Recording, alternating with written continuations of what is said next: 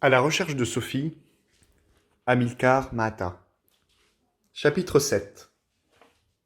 Pont de Nevers. Sous le pont de Nevers. Pierre avait passé une très bonne soirée avec ses neveux. Cependant, il pensait souvent à Sophie. Il se rendait compte parfois qu'il rêvassait, éveillé. Lorsqu'on l'interrogeait sur ses songeries, il esquivait rapidement le sujet. En effet, son aventure, d'indice en indice, pouvait paraître trop romantique, ou bien même farfelue.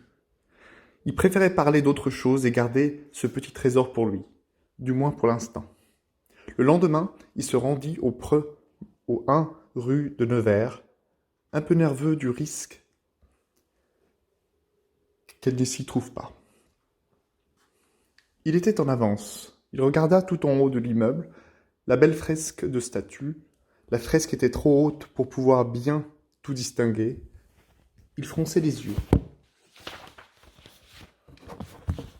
Bonsoir, alors comme ça, tu es myope, dit-elle, le faisant sursauter et en prenant son bras.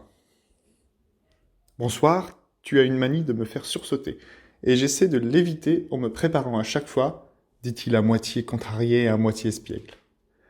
Elle le chatouilla pour qu'il sourie un peu, c'était si naturel qu'il faisait semblant de résister. Puis en quelques instants, ne résistant plus, il sursauta avec un éclat de rire. C'était de très bons moments. Ils en rirent un bon moment. Tendrement, pour qu'elle arrête de le chatouiller, car il était très sensible, il lui indiqua le fameux pont de Nevers sur cette arcade. Il tenta de lire ce vieux français écrit sur la voûte. Toi qui vas les guêtre. Elle l'aida çà et là. Ils appréciaient de s'entraider comme cela. Il était bien plus grand qu'elle. Elle se suspendait parfois à lui. C'est étonnant, je connaissais ce côté de Paris, dit-il, mais ce n'est que récemment que j'ai découvert ce petit pont et cette petite ruelle. Est-ce que tu veux t'y balader dit-il passionné. Avec plaisir. Qu'est-ce que tu aimes dans cette rue dit-elle en marchant près de lui, en le regardant. Il lui offrit son bras, comme au XIXe siècle, qu'elle prit avec plaisir en accentuant sa révérence de la tête. C'était ridicule mais adorable. J'ai l'impression que cette petite ruelle est hors du temps, qu'on entendrait peut-être même de vieux carrosses avec leurs chevaux hennissants, dit-il. Puis se mit à hennir et faire les pas du cheval à une marche lente.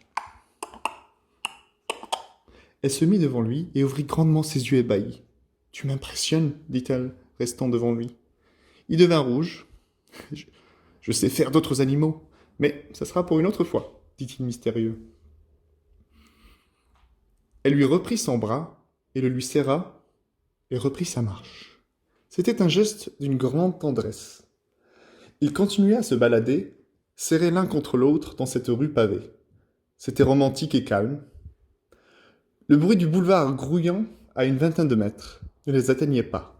Ils étaient hors du temps.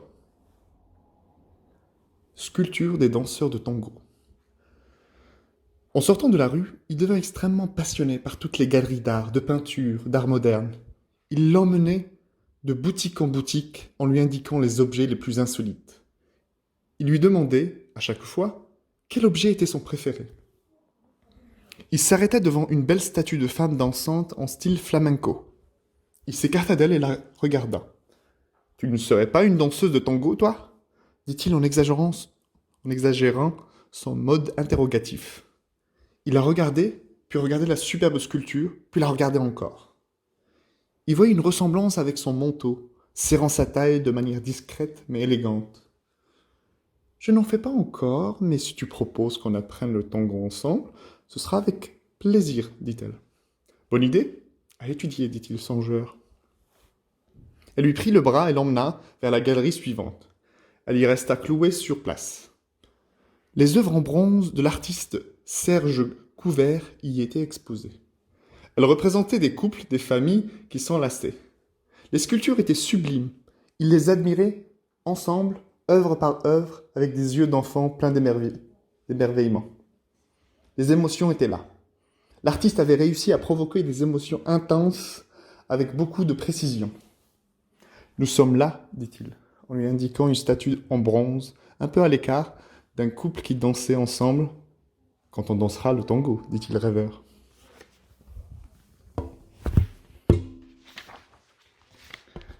Elle regarda avec des yeux pleins d'amour et lui reprit vite le bras pour admirer encore la façade et cacher le fait qu'elle était devenue toute rouge. Je dois bientôt prendre le métro à Odéon. Ce n'est pas loin. Il l'accompagna tranquillement au métro en profitant de chaque pas.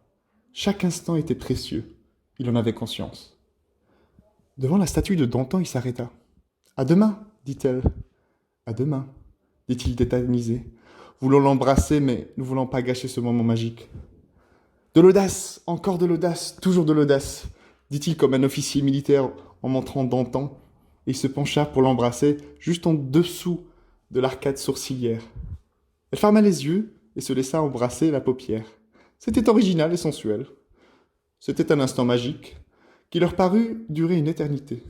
Toute la foule autour d'eux avait disparu pendant cet instant qui dura une éternité pour eux. Rejoins-moi demain à l'horloge de la cité. Tu vas te rappeler ? Dit-elle en attendant sa réponse. C'était devenu le rituel. Il s'écarta et ils se regardèrent intensément.